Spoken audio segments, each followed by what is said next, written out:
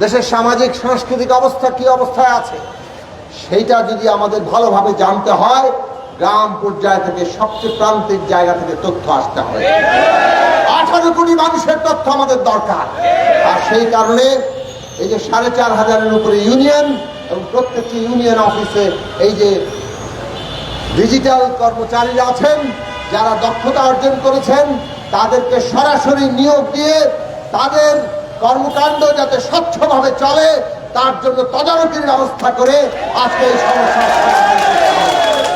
আপনারা ঐক্যবদ্ধ থাকেন, আপনারা ঐক্যবদ্ধ হন।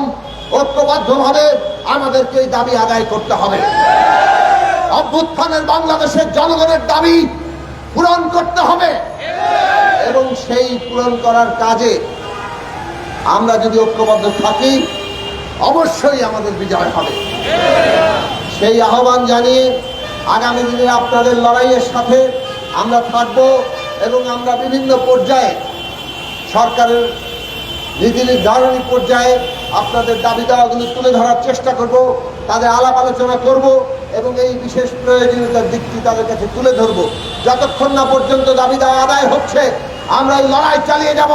আপনাদেরকে বলি, আপনারা ঐক্যবদ্ধ থাকুন এবং যে সংগঠন গড়ে তুলেছেন এই সংগঠনকে সুশৃঙ্খলভাবে গড়ে তুলুন, যাতে করে আন্দোলন পরিচালনার ক্ষেত্রে নিয়মতান্ত্রিকভাবে আমরা এই দাবি আদায়ের আমাদের যে তৎপরতা, আমাদের যে আন্দোলন সেটা চালিয়ে যেতে পারি।